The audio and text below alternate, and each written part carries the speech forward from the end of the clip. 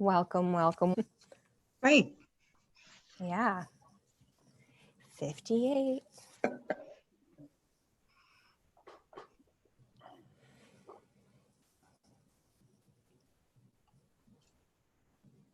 Yes, when I used to do live programs, we would always wait about 5 minutes just for people who might Exactly. be running a little bit late. So Yes.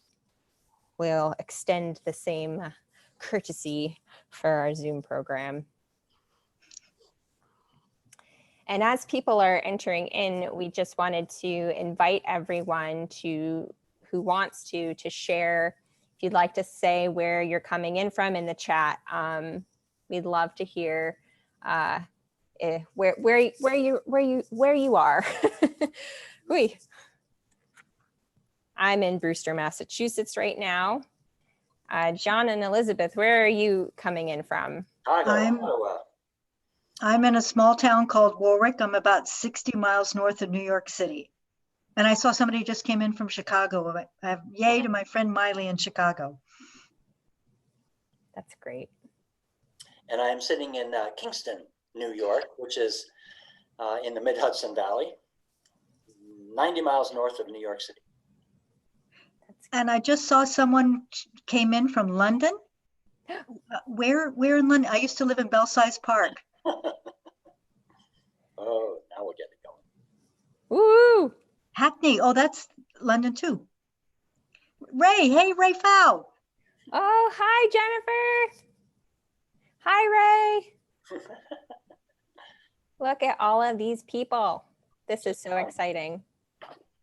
Wonderful. Quebec. Ooh.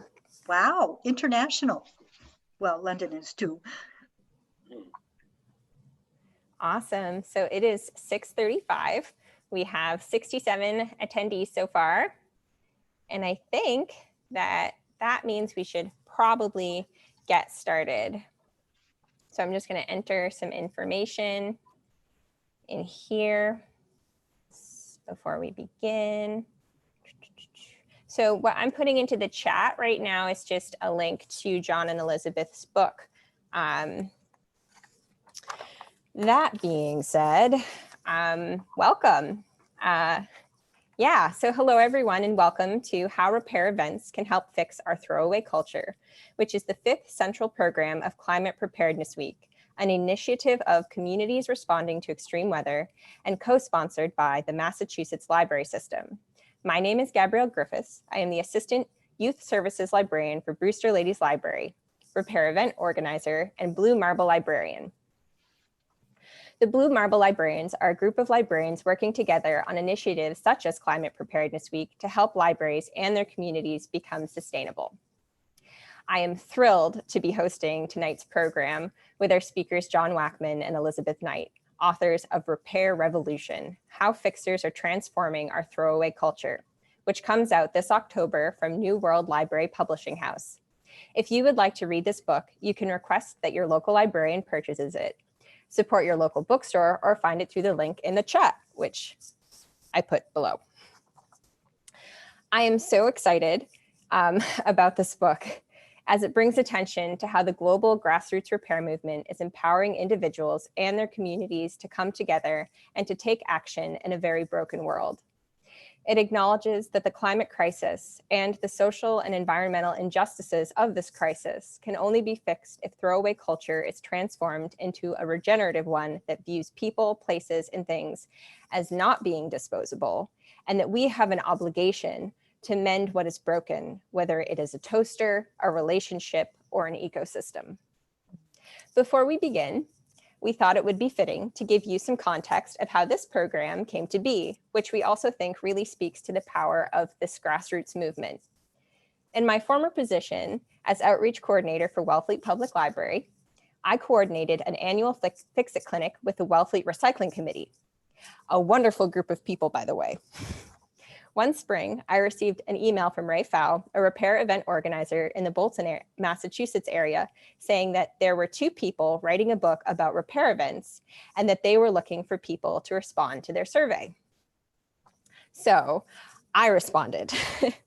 And that is how I came to know and quite frankly adore these two really special people, John and Elizabeth. Later on, they also asked me to write a very small section of the book about quick tips for troubleshooting electronic devices. And so, as coordinator for Climate Preparedness Week, or as a coordinator, I thought that this book fit perfectly with this year's theme, which is social resilience is climate resilience. The idea being that when communities come together and work together, they are naturally better able to tackle problems related to climate change, such as extreme weather. We hope that in this program, you will see the abundance of positive outcomes of repair events and that you are inspired to get them started in your community.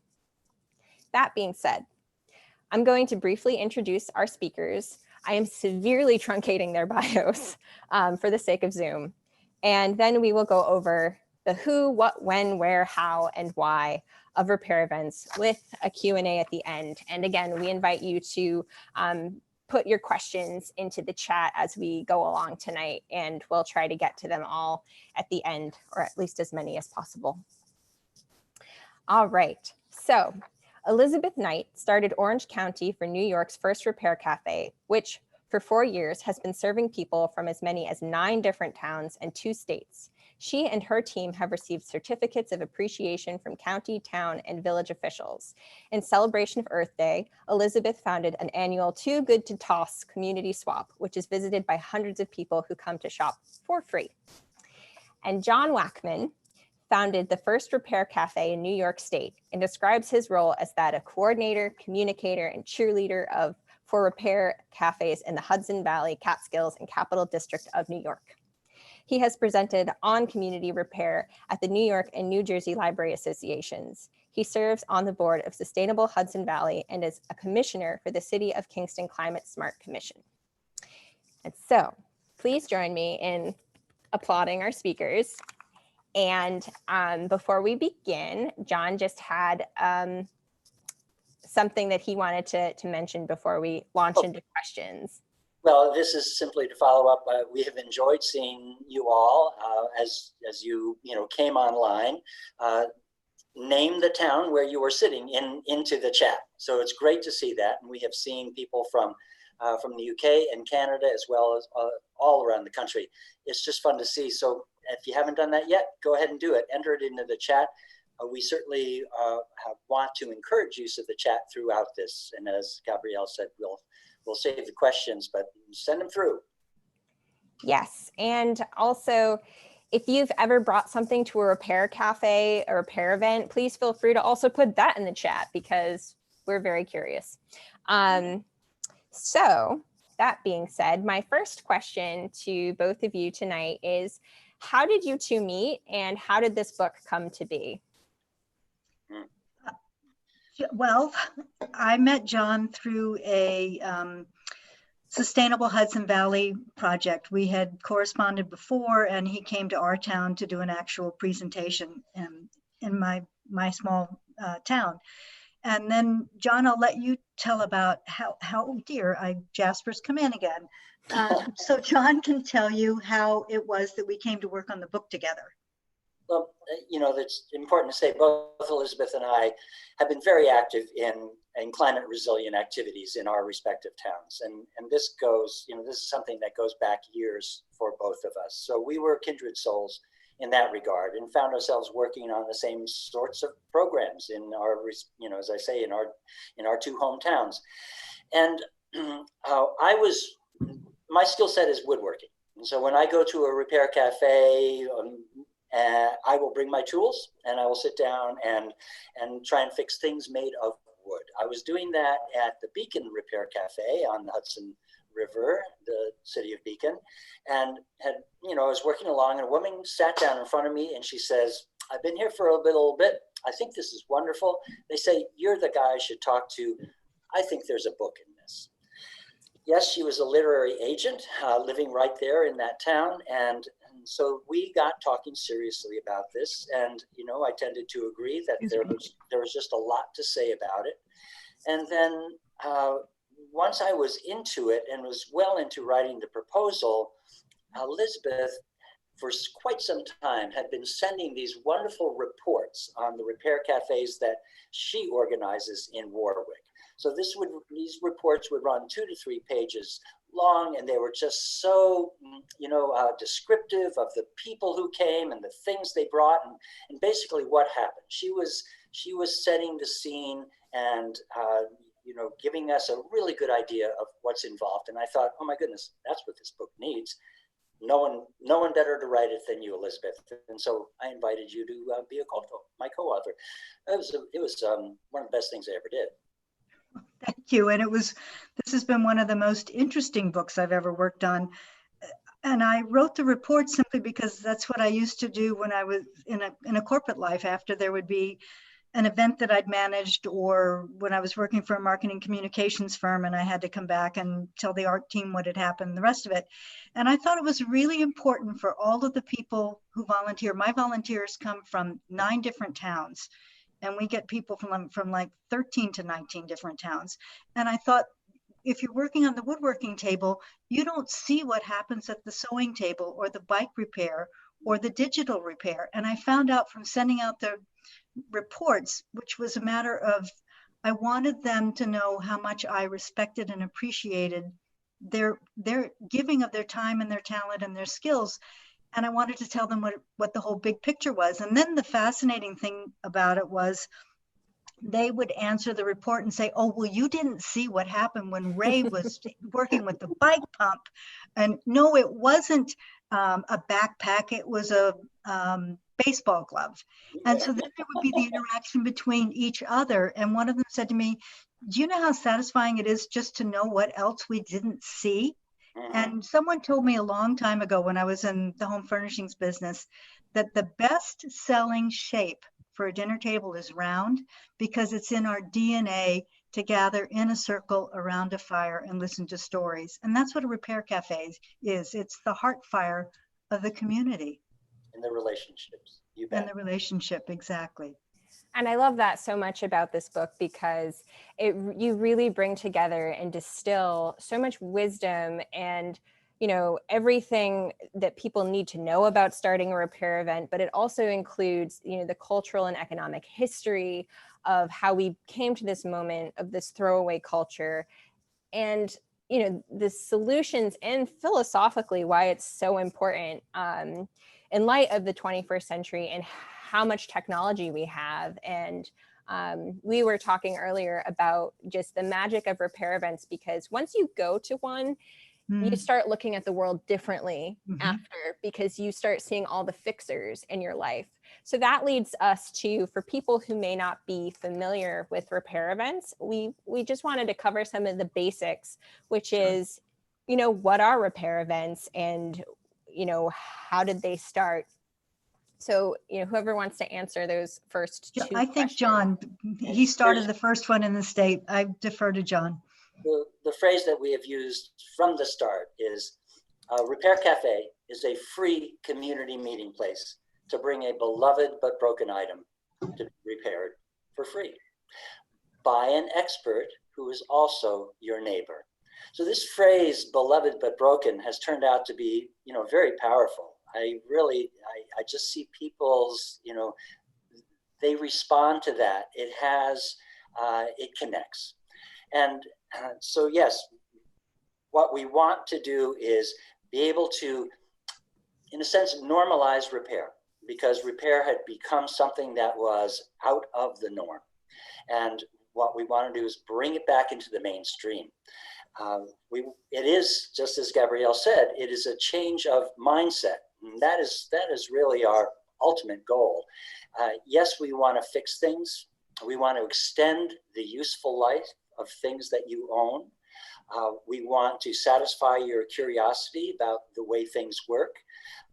And we want to share the skills and honor the people who have these skills. So the idea of intergenerational and hands-on learning is at the core of repair cafes. And I'd also point out, as John says, many times it's someone who's a neighbor or someone you've seen at the grocery store, but often at every repair cafe, somebody will come through the door and say, this is just so great, so cool. How do I get one in my town? Followed by, or I've got time on my hands. I know how to sew. Do you need somebody who can do that? Do you need another person? You've got a long line there. So it's also a way of, yes, sometimes the people are your neighbors, and sometimes they're the people whose names you don't yet know who are going to be your new friends. And you see that people sitting side by side who've perhaps never seen each other. And it's like, what is that? Is that a lamp with the orange flamenco dancer and the shade is her head? Now, we have to say that librarians have been real champions of the Repair Cafe, certainly in the Hudson Valley. And it does speak to this point of, repair is an activity that it just makes good programming. As I say, it's intergenerational. It is hands-on learning. It may bring people through your door who haven't been there before. And so, the learning aspect of it is very important. One of the phrases we use is learn to repair, repair to learn. I love that. And another term that you both taught me that I didn't know is the term of visible mending. And I know, John, we had talked about asking our participants tonight, how many people have heard this term visible mending before? Okay, so we'd like to throw this out to our participants. If you would please enter into the chat, is visible mending a term that you are familiar with? And Gabrielle, it's you who, when we were talking last week, you said, well, isn't that what repair is all about? It is making repair, it is making mending visible. That's what we do, and we do it in a very public community way. Repairing in community is powerful. It is, and I love that term, and thank you so much for talking about libraries and the Massachusetts Library System. Thank you so much for hosting this program tonight, because we do really want to encourage and invite librarians to host repair cafes. And Elizabeth had pointed out to me something that I had never heard about before, which is pop-up repair clinics or fix-it clinics, that if you couldn't host a whole one, you could have like a little one here and there. Category. We're going to do a repair event that is just bicycles. Right. And my library, when I was looking for a place to host our repair cafes, the head of the librarian, and by the way, it's Albert Wisner Public Library, and it was voted the best small town library in America by Library Journal magazine in 2016. Yay! We looked at the space, and the space that they had to offer, we felt was going to be too physically small for the volume of people coming through. And she said, Elizabeth, the library doesn't have to own all of it, but we would like to be able to offer another version.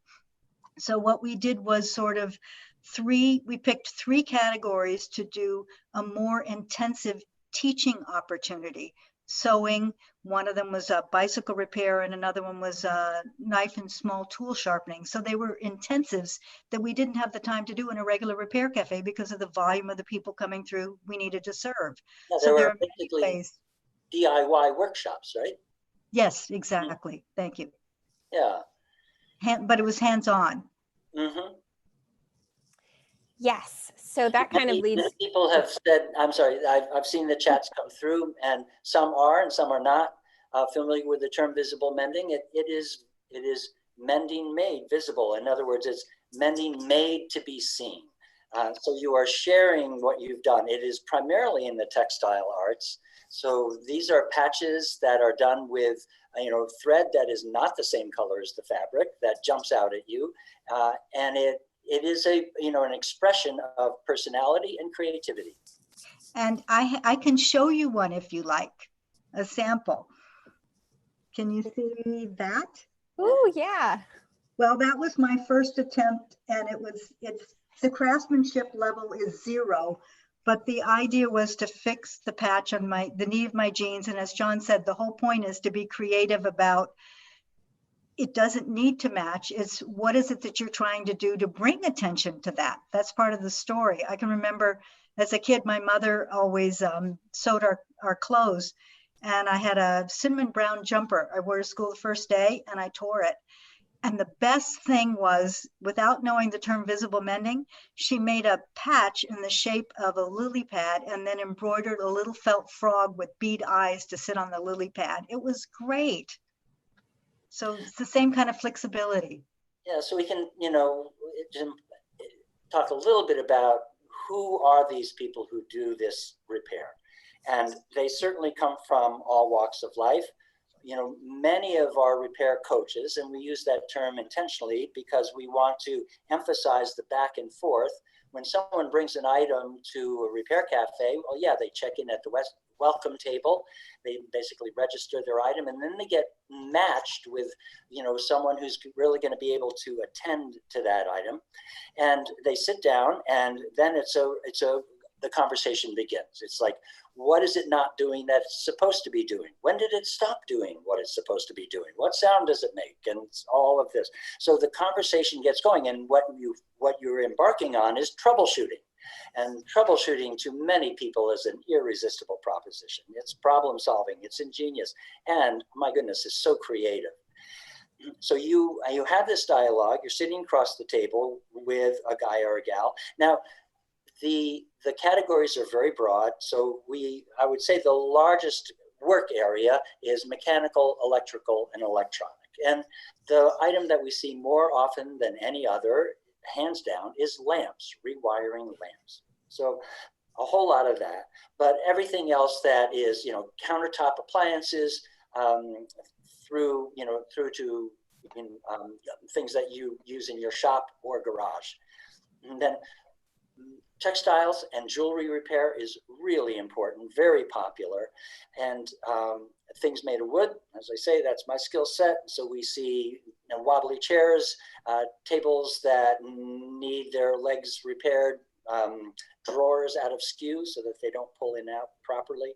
And then there's the whole area of electronics.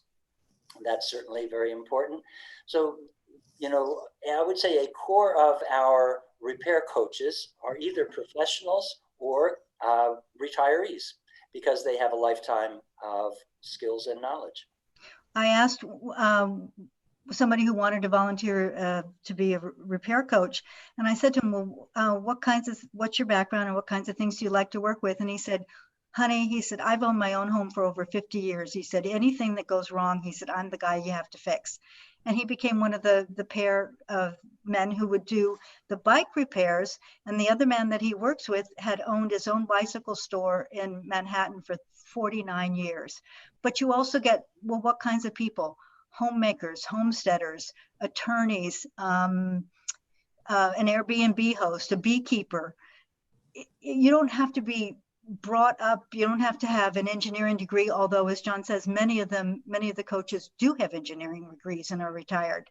A lot of teachers, they love the idea of passing on knowledge, but it's more the matter of whether you're self-taught or you were trained to do it. A lot of these people, John was talking about the thrill of troubleshooting.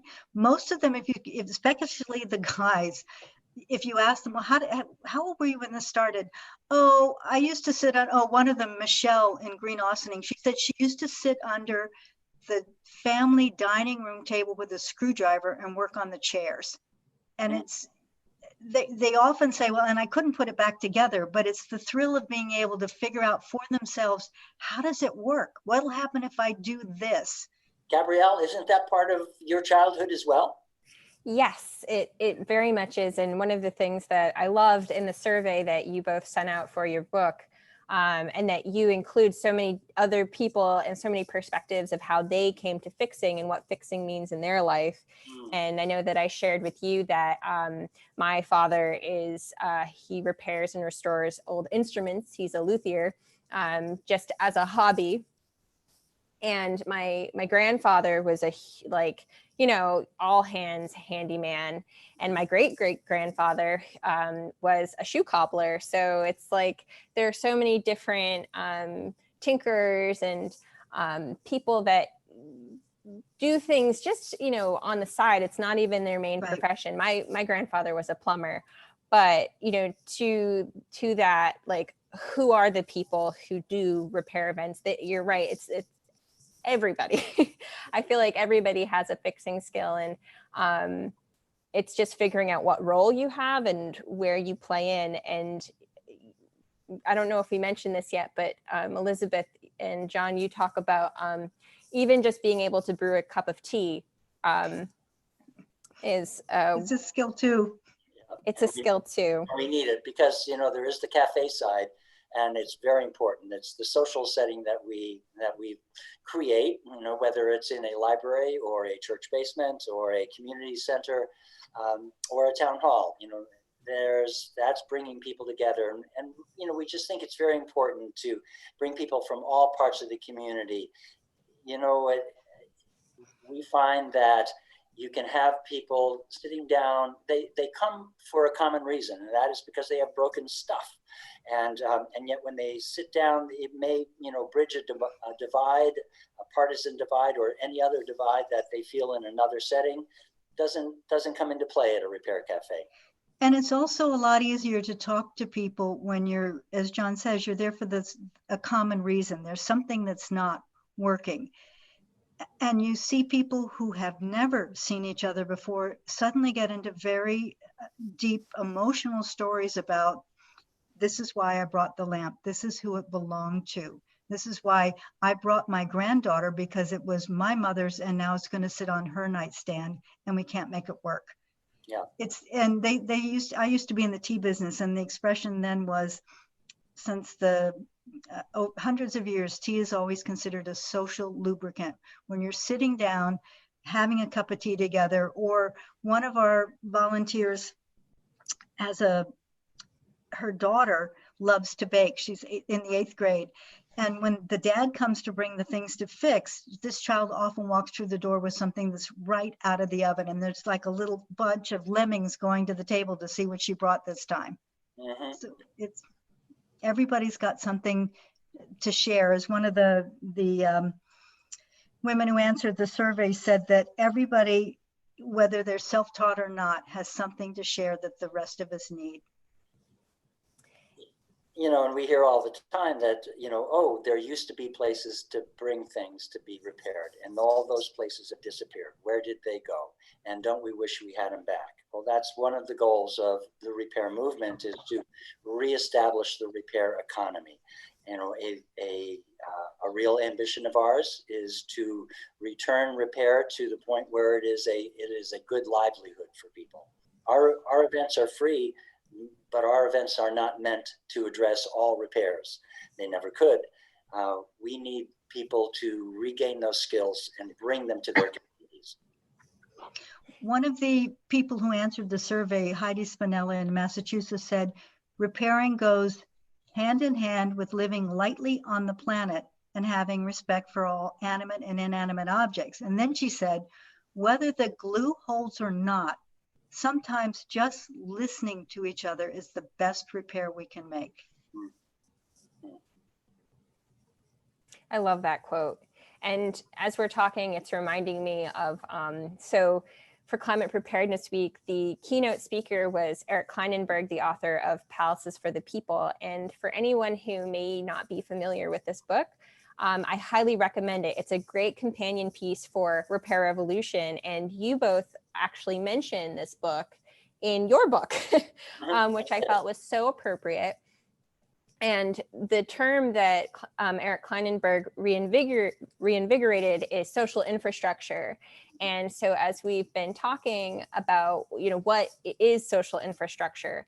And so social infrastructure, it refers to this term, which is the places where people go to meet one another. So for example, you have 3 different spaces: your first space, which is your home; your second space, which is your work; but the third space is a place like a library, a park, a church, a community center, these places that you go to develop and to socialize. And what Kleinenberg talks about, and it's a very pro-library book, which we appreciate and love, what he talks about is how there's been a decline in the investment in this social infrastructure, and that the historical success of the country was really built upon these places, and these places where people could go and meet and face each other And I feel like, repair events, which happen in libraries and community centers and schools, it's people are bringing broken items and they're meeting people that they would have never otherwise have met before. Mhm. But I also think that, and that's where the subtitle of Kleinenberg's book, which is about, how it can help stop the polarization of society and the decline in civic life. And I think repair events, they accomplish that so much in such a beautiful way. And I guess that kind of segues into the outcomes of repair events. And, they're so multifaceted. If you want, either of you want to speak to some of the outcomes that you have seen from, fixed toasters to all sorts of things. Yeah, well, one of the things that I think we realize is that, no number of repaired toasters and laptops are going to, draw down the carbon in our oceans and our atmosphere. So what are we really talking about? It is the signal that we send to people who come to a repair cafe that we are better off when we see ourselves in our own community working together and where positive outcomes are realized.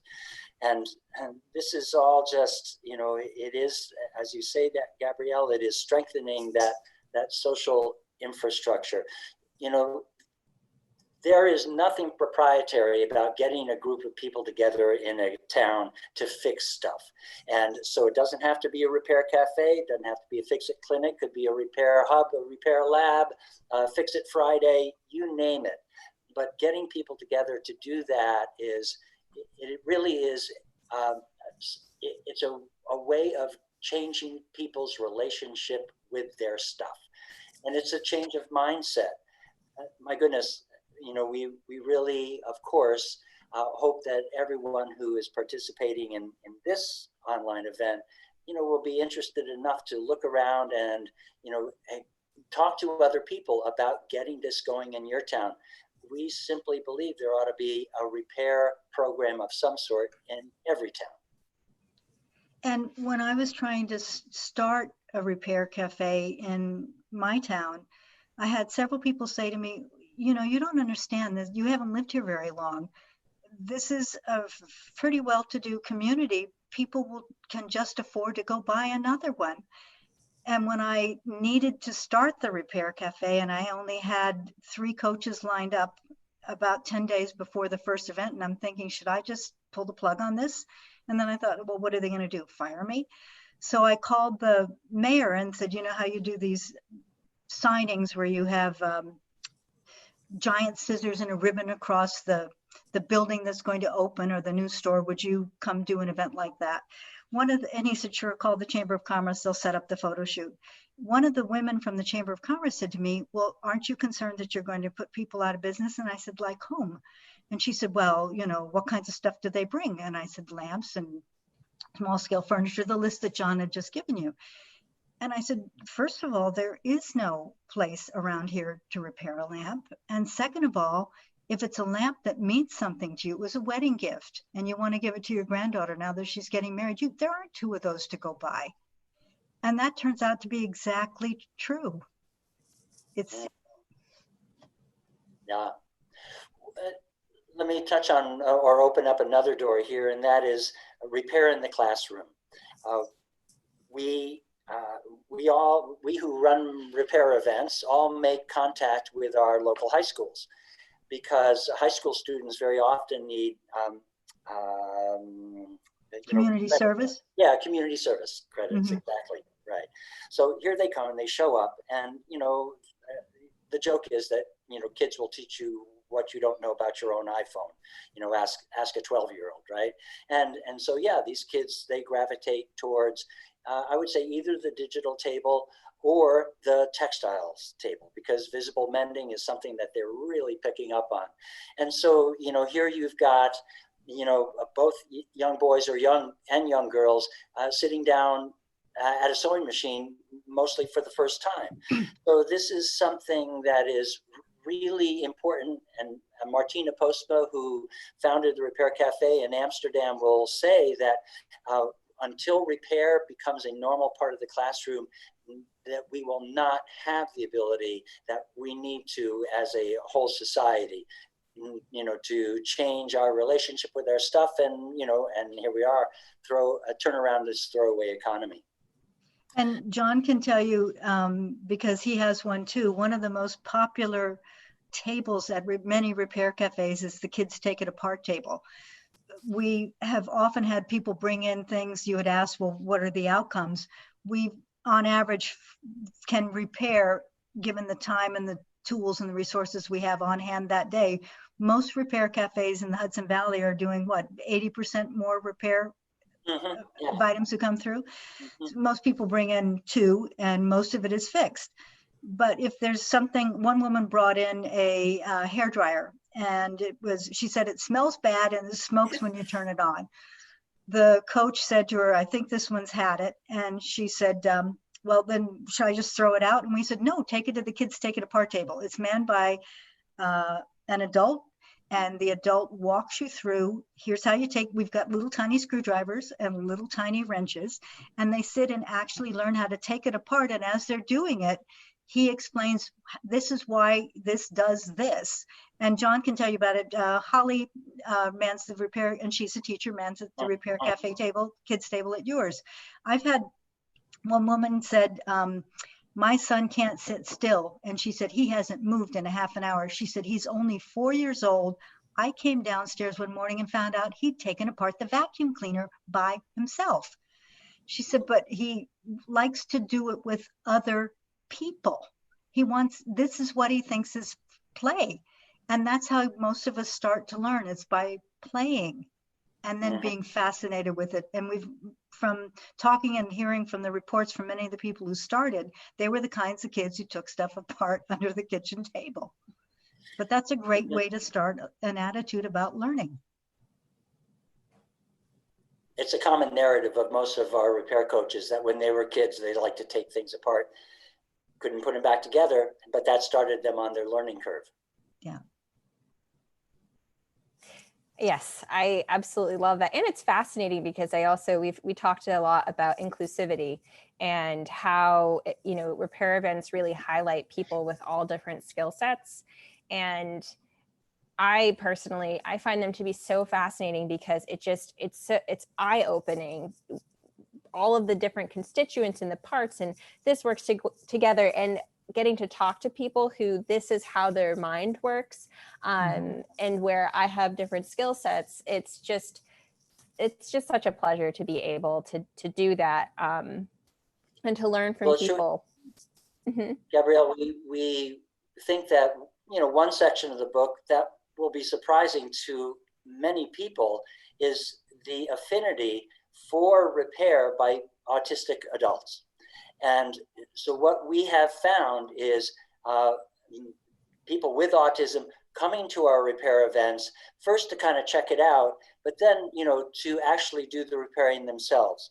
And, this is a social setting that they might otherwise not be necessarily be comfortable in.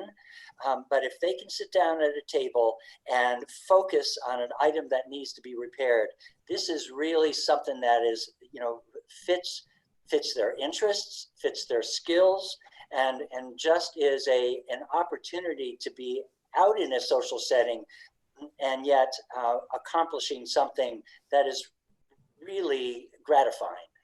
And so this affinity between repair and autism is something that I bet most people have no idea of, but it's a very powerful association in our in our world. And Panda Marie, I see you're there, and I know you're joining us from London, right? And he's written several blog posts about this very subject, and has also been interviewed on the Restart Project's Restart Radio, which is a very worthwhile interview series from the Restart Project in the UK. And Gabrielle, it isn't just people with autism who are particularly good at doing mechanical repairs. One of our repair coaches is a musician, and he worked on stringed and fretted instruments. He brought one of his guitar students one day who also is on the spectrum, and they performed a concert during the Repair Cafe on the stringed instruments, some of which had been repaired by others at another event. But that was another way to participate. And there is a woman who answered the questionnaire who runs a repair event on the West Coast. I think it was Washington State. She has a son who's on the spectrum, and she said he helps by sitting and paying attention when the repairs are done, even though he doesn't do the repairs himself. So the point is, everybody's got something to bring to this. It's like thinking of a patchwork quilt. Everybody's got their piece to bring, and when it stitches together, you've got something beautiful that warms a whole community. One of the women who was trying to get a repair cafe started in Connecticut wanted to get the word out to the community. So she had a small booth at an annual fair, for lack of a better word. And the booth wasn't electrified and it wasn't big enough to actually do repairs.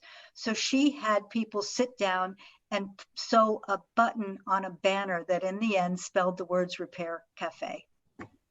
And she said the kids were fascinated, little kids, four years old, were fascinated to learn how to thread a needle, and that story's in the book too. But it's one of the things that we will often, when we're letting people know about what we're up to, we'll say, "Hey, your grandmother knew how to do this. Do you?" Yes, and I'm so glad that you shared that story, because I think that does really bring us, in many ways, full circle to when we, the title of your book, which is Throwaway Culture. And that word culture is really important, because what is culture? Culture is what we teach and what our children pass down and they teach to their children. Mm-hmm. And we're at a point in which what has been taught is not to necessarily repair, but to throw things away. And so I think that, especially working in a library, this is a really perfect event, because to me, when I look at the world that we're living in, or the world that I live in, it seems to me that we have different types of infrastructure and different types of systems. And we have systems that are built for profit, and we have systems that are not built for profit. And to me, the wisdom of the repair is that it's a system and its way of thinking that is not based around profit and that kind of mindset, but rather around community and around stewardship and around humans and ecological stewardship. And so circularity. Exactly. And so to me, one of the final questions that I had before we, eventually move into our question and answer moment is, why is it so important to change our culture? And really, to me, I feel like the only way that we're going to fix the climate crisis is if we transform our culture and we move away. And your book has it goes through so many things, but you look at, the historical aspect of things, the economic history, the cultural history of how this really wasteful single-use culture came to be. And you have some graphics that, show what does a linear degenerative economy look like, right? Versus what does a circular regenerative economy look like? So I guess to pose that to both of you, which is, to you, why you were motivated. Again, I know we went over this in the beginning, but like why you were so motivated to write this book, what you hope the outcomes of the book are, and really why it is so important to change our culture. So anything you want to address in that department?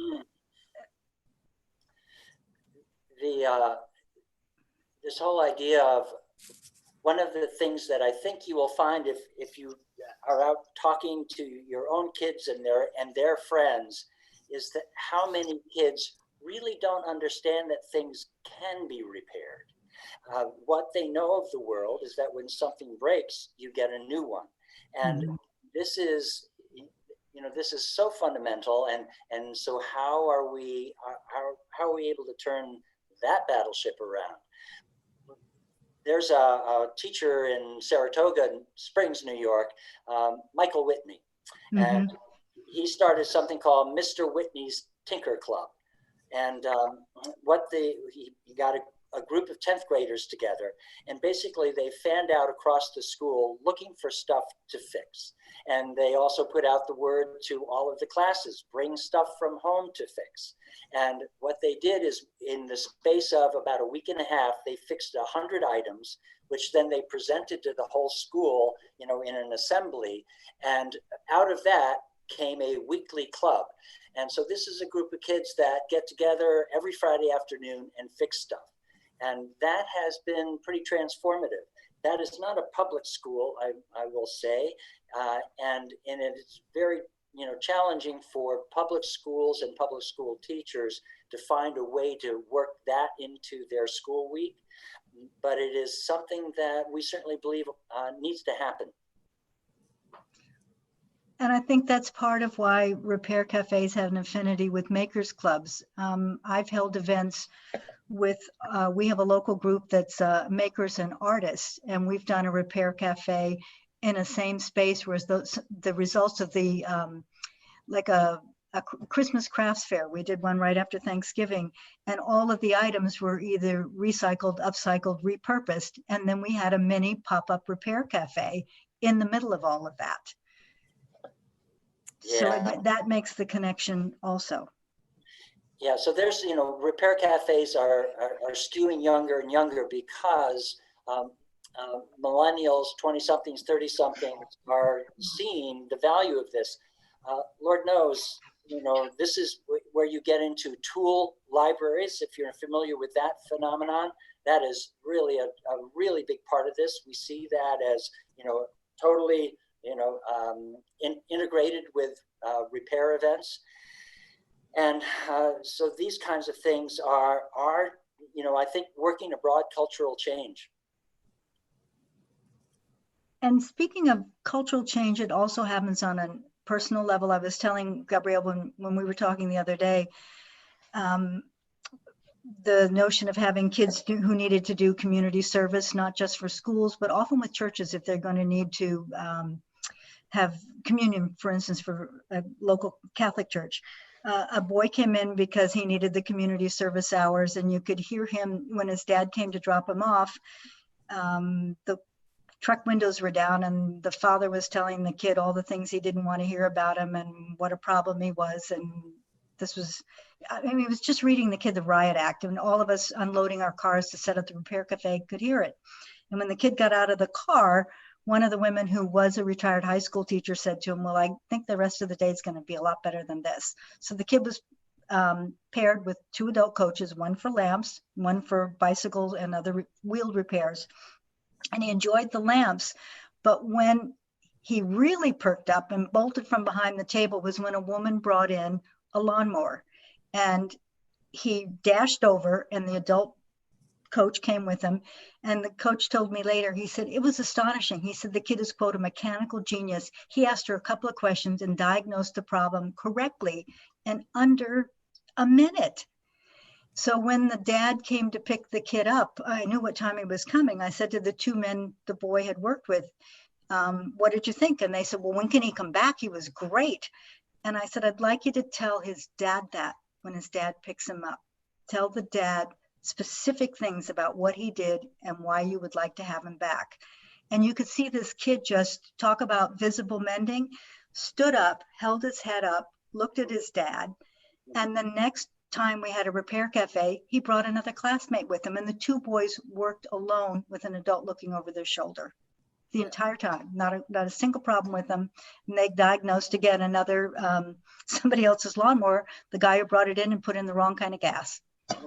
So it's visible mending and it's connection with kids. And they, like a lot of the coaches, some of them say, you know, I spend all day working on in my head stuff on a computer system. I just want to get my hands in something. Well, the kids do too. Yeah, I love that story. And it's true because you can really, visible bending and the confidence that you can instill in people. So that's we're coming, the word. Yes. Confidence. Confidence, yes, very much so. And a confidence that carries through the rest of your life. And I think Yes. that's so important for young people because when they're young, their egos and they're just developing their identities are fragile, some more than others. And I feel like that is such an important thing for, for adults to understand, is how these situations really do make or break children in ways that, they may not even be aware of. And if to be able to give confidence is such a huge thing. We are coming to the end of our time. So we just wanted to take any questions. I do have a few here. So for anyone who wanted to have your questions answered, please feel free to send them. I'm going to read some of them off for everyone. So one of the questions that we have here, let me see. One of the questions says, have you thought of working with public schools that have shop classes or the equivalent, bringing the students in as apprentices, perhaps? And the answer, I can answer that, which is yes. Working in youth services, I actually live right next to the tech school, and before COVID, this was one of my big goals. Was I really wanted to start a repair cafe here, or a repair event here. So personally, I can say yes. John and Elizabeth, did you? I think you, John, said that you always reach out to the high schools. Yeah, and shop classes seldom within the walls of the high school, and now, as you say, it's moved to a BOCES or a tech school, and so it's a bit different from the way it used to be, but it is still pretty. It's actually growing in vitality and relevance. Yes. So another question that we got, which we talked about earlier on in the program, was whether libraries are thinking of having home repair clinics for public programming. And just to answer that, yes, that is how I met John and Elizabeth, which was through organizing. I was a repair event organizer, and I got a survey that they had sent out. So just wanted to answer that for anybody who might have come late. Other questions? Gabrielle, you have one or two about, so what are we doing during the pandemic? Yeah. So I was just going to say that I know that there are some people who have been hosting online ones, virtual ones, which is really exciting over Zoom, and they have a whole format. And I believe the Restarters community, I want to say that's where I learned about the virtual repair events. There is a website. It is repaircafe.tv. I'll say that again. It's repaircafe.tv, and that is a central listing for virtual repair events, which are primarily done through Zoom, and they've gotten better and better. So it's interesting to check those out, because those are truly international. You have, skilled people joining the Zoom gallery from all over the world, and then different items are get looked at in more detail in breakout rooms. It's working pretty well. The other thing is some locations are doing pop-up mini repair cafes outdoors with social distancing. John and I went to see one over the weekend.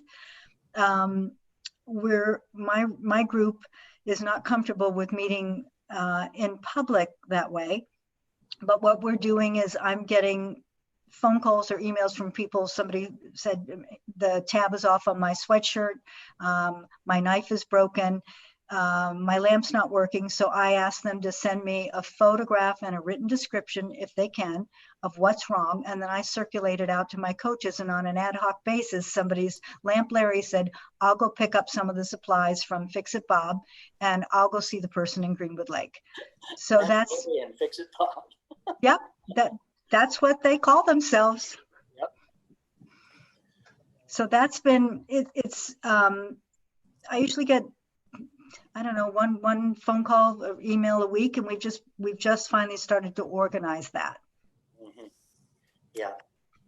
So another question that we had is, it seems like many products are less durable now and therefore less repairable, IKEA furniture, for example. And sometimes products are even designed for planned obsolescence tech. Do you have any ideas about how we can address this as part of the repair revolution? Yes, and this is what we're referring to now as the right to repair movement, which is incredibly important to what we're doing and everything that we're talking about. It's a substantial chapter in the book. Basically, it is true. Planned obsolescence is a absolutely true thing, and has been very common since the 30s at least. Products are not built to last, and now we have a situation where many companies are basically designing things and putting up barriers for repair. So this whole idea of repairability, that things must be designed to be repaired. The 80% of the environmental impact of the things that we own is determined at the design stage. And, you know, we have not gotten stupider about designing products.